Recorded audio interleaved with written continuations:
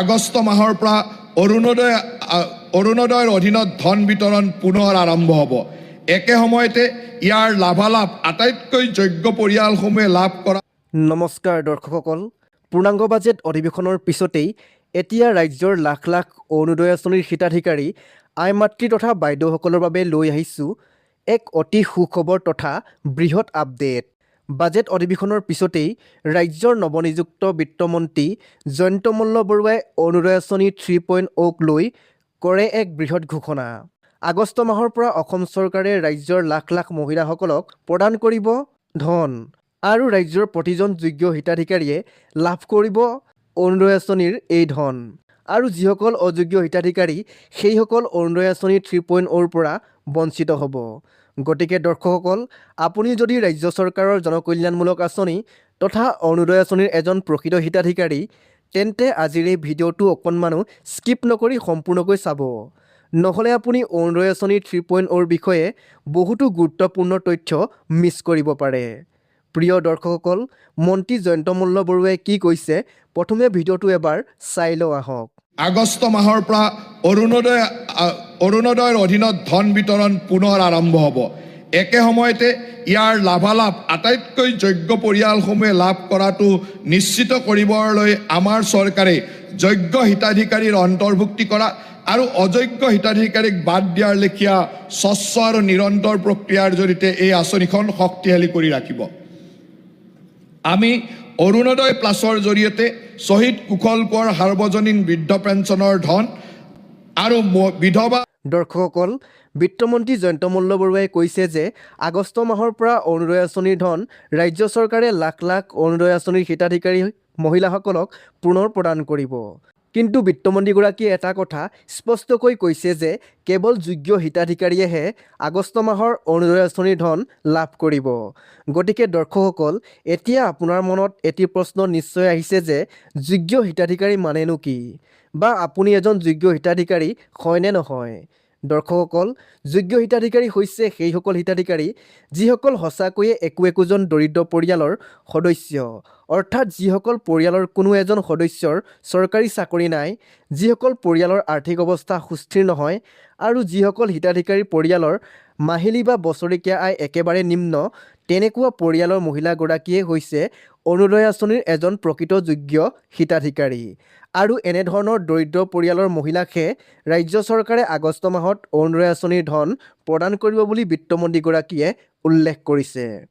দৰ্শকসকল, তদুপৰি বিত্তমন্ত্ৰীগৰাকীয়ে উল্লেখ কৰিছে যে অৰুণোদয় আঁচনিখন স্বচ্ছ আৰু নিকা কৰিবৰ বাবে প্ৰকৃত যোগ্য দৰিদ্ৰ পৰিয়ালৰ হিতাধিকাৰীসকলেহে যাতে এই আঁচনিখনৰ আৰ্থিক সাহায্য লাভ কৰিব পাৰে, তাৰ বাবে চৰকাৰে যোগ্য হিতাধিকাৰীৰ চিনাক্তকৰণ কৰিব আৰু অযোগ্যসকলক অৰুণোদয় আঁচনিৰ হিতাধিকাৰী তালিকাৰ পৰা তেওঁলোকৰ নাম কৰ্তন কৰি দিয়া হ'ব বুলি বিত্তমন্ত্ৰীগৰাকীয়ে উল্লেখ কৰিছে।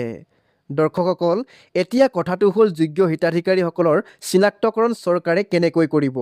দৰ্শকসকল, মই ইতিমধ্যে এই বিষয়ত আপোনালোকক জনাই আহিছোঁ যে অৰুণোদয় আঁচনিৰ হিতাধিকাৰীসকলক লৈ ৰাজ্য চৰকাৰে ইতিমধ্যে এক বৃহৎ সমীক্ষা আৰম্ভ কৰিছে। আৰু এই সমীক্ষাৰ পিছতেই যিসকল হিতাধিকাৰীয়ে অৰুণোদয় আঁচনিৰ ধন পূৰ্বতে লাভ কৰিছিল কিন্তু বৰ্তমান পৰিয়ালৰ আৰ্থিক অৱস্থা সুস্থিৰ বা ভাল হৈছে, সেইসকল হিতাধিকাৰীৰ নাম তালিকাৰ পৰা কৰ্তন হ'ব পাৰে। আৰু যিসকল পৰিয়ালত পূৰ্বতে কোনো সদস্যই চৰকাৰী চাকৰিৰ সৈতে নিয়োজিত নাছিল বা চৰকাৰী চাকৰি লাভ কৰা নাছিল বাবে পূৰ্বতে ৰাজ্য চৰকাৰৰ অৰুণোদয় আঁচনিৰ ধন লাভ কৰি আহিছিল, কিন্তু নতুনকৈ যদি সেই পৰিয়ালটোৰ কোনো সদস্যই চৰকাৰী চাকৰি লাভ কৰে, তেন্তে সেই পৰিয়ালৰ হিতাধিকাৰীগৰাকীৰ নামো কৰ্তন হ'ব পাৰে। ইয়াৰ উপৰিও ৰাজ্যৰ যিসকল প্ৰকৃত আৰু যোগ্য হিতাধিকাৰী হৈও পূৰ্বতে অৰুণোদয় আঁচনিৰ ধন লাভ কৰিব পৰা নাছিল বা অৰুণোদয় আঁচনিৰ হিতাধিকাৰী তালিকাত অন্তৰ্ভুক্ত হ'ব পৰা নাছিল, সেইসকল যোগ্য আৰু প্ৰকৃত হিতাধিকাৰীক নতুনকৈ অৰুণোদয় আঁচনিৰ অগ্ৰাধিকাৰ দিয়া হ'ব। তদুপৰি যিসকল দৰিদ্ৰ অবিবাহিত মহিলা, বিধৱা আৰু দিব্যাংগ পূৰ্বৰ ৰাজ্য চৰকাৰৰ মহিলাসকলৰ সবলীকৰণ আঁচনি অৰ্থাৎ অৰুণোদয় আঁচনিৰ পৰা বাদ পৰিছিল বা হিতাধিকাৰী তালিকাত নিজৰ নাম অন্তৰ্ভুক্ত কৰিব পৰা নাছিল, সেইসকল দৰিদ্ৰ আৰু যোগ্য হিতাধিকাৰীক নতুনকৈ দিয়া হ'ব অগ্ৰাধিকাৰ বা নতুনকৈ অন্তৰ্ভুক্ত কৰা হ'ব তেওঁলোকৰ নাম। দৰ্শকসকল, অৰুণোদয় আঁচনি 3.0ৰ বিষয়ে বিত্তমন্ত্ৰীগৰাকীয়ে আৰু কি কৈছে ভালদৰে শুনক।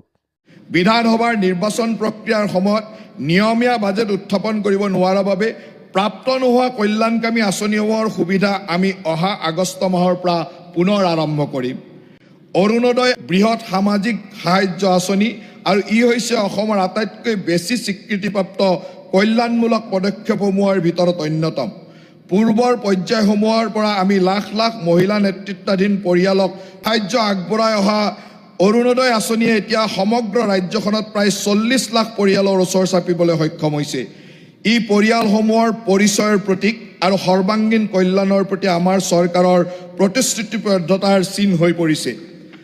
প্ৰিয় দৰ্শকসকল, বিত্তমন্ত্ৰীগৰাকীয়ে উল্লেখ কৰিছে যে বিগত কেইটামান মাহত অসমৰ লাখ লাখ অৰুণোদয় আঁচনিৰ হিতাধিকাৰীসকলে অৰুণোদয় আঁচনিৰ ধন লাভ নকৰাৰ কাৰণটো হৈছে যে বিধানসভা নিৰ্বাচনৰ ফলস্বৰূপে নিয়মীয়াকৈ বাজেট উত্থাপন কৰিব পৰা নাছিল।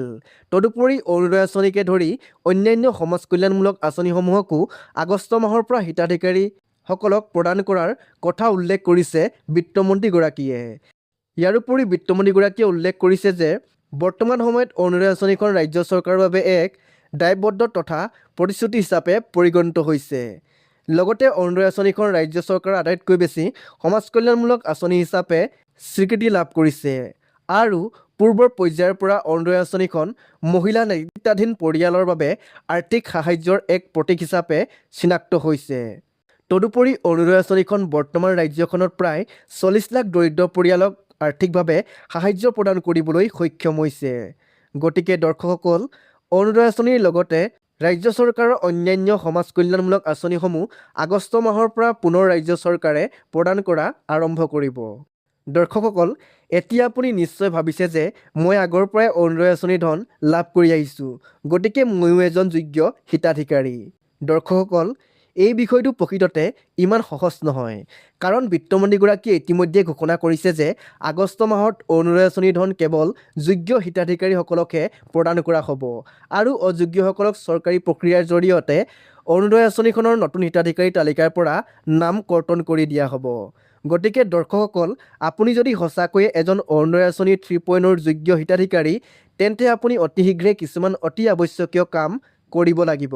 অন্যথা আপুনি অযোগ্য হিতাধিকাৰী নিৰ্বাচন প্ৰক্ৰিয়াৰ পিছতো যদি আপুনি এই যোগ্য হিতাধিকাৰী হিচাপে চিহ্নিত বা চিনাক্ত হয়, তেতিয়াও কিন্তু আপুনি আগষ্ট মাহত অৰুণোদয় আঁচনিৰ ধন লাভ নকৰিব পাৰে। গতিকে দৰ্শকসকল, সেয়েহে অতি আৱশ্যকীয় কামকেইটা আপুনি অতি সোনকালেই কৰিব লাগিব। দৰ্শকসকল, প্ৰথমতে আপুনি নিজৰ বেংক একাউণ্টৰ লগত আধাৰ কাৰ্ডখনৰ নম্বৰটো সংযোগ কৰা আছেনে নাই সেইটো এবাৰ বেংকত গৈ বা ঘৰতে থাকি আপুনি আপোনাৰ বেংকটোৰ কোনো উপযুক্ত কৰ্তৃপক্ষৰ লগত মোবাইল ফোনৰ জৰিয়তে কথা পাতি নিশ্চিত কৰি ল'ব। দ্বিতীয়তে, আপোনাৰ বেংক একাউণ্টৰ KYC আপ টু ডেট হৈ আছেনে নাই তাকো নিশ্চিত কৰি ল'ব। আৰু যদি নাই, তেন্তে আপুনি বেংকত গৈ বা ঘৰৰ ওচৰৰ CSC দোকানত গৈ আপুনি নিজৰ বেংক একাউণ্টৰ KYC আপ টু ডেট কৰি ল'ব পাৰিব। তৃতীয়তে, আপোনাৰ ৰেচন কাৰ্ডখনৰ সকলো তথ্য মানে নিজৰ নাম, স্থান ইত্যাদি সঠিক হয়নে নহয় সেইটো এবাৰ পৰীক্ষা কৰি ল'ব। গতিকে দৰ্শকসকল, আজি আমি আলোচনা কৰিলোঁ অৰুণোদয় আঁচনি 3.0ৰ যোগ্য আৰু অযোগ্য হিতাধিকাৰীসকলৰ বিষয়ে, লগতে কোনে আগষ্ট মাহত অৰুণোদয় আঁচনিৰ ধন লাভ কৰিব আৰু কাৰ কাৰ নাম অৰুণোদয় আঁচনিৰ হিতাধিকাৰী তালিকাৰ পৰা কৰ্তন কৰিব। তদুপৰি ৰাজ্য চৰকাৰে কি কাৰণত অৰুণোদয় আঁচনিৰ ধন অসমৰ লাখ লাখ হিতাধিকাৰীসকলক বিগত কেইটামান মাহত প্ৰদান কৰা নাছিল। ইয়াৰ উপৰিও নৱনিযুক্ত বিত্তমন্ত্ৰী জয়ন্ত মল্ল বৰুৱাই অৰুণোদয় আঁচনি 3.0ৰ বিষয়ে আৰু কি ঘোষণা কৰিলে। প্ৰিয় দৰ্শকসকল, আশা কৰোঁ আজিৰ এই ভিডিঅ'টোৱে অৰুণোদয় আঁচনি 3.0ৰ ধন আগষ্ট মাহত প্ৰদান কৰা হ'বনে নহ'ব আৰু কোনে কোনে লাভ কৰিব বা কোনে কোনে লাভ নকৰে সেই বিষয়ত থকা আপোনাৰ বহু প্ৰশ্নৰ উত্তৰ দিবলৈ সক্ষম হৈছে। প্ৰিয় দৰ্শকসকল, ভিডিঅ'টো যদি আপুনি আপোনাৰ বাবে উপকাৰী যেন অনুভৱ কৰিলে, তেন্তে ভিডিঅ'টো অন্য হিতাধিকাৰীসকলৰ লগতো অৱশ্যেই শ্বেয়াৰ কৰিব। লগতে ভিডিঅ'টোত এটা লাইক কৰিবলৈ একেবাৰে নাপাহৰিব।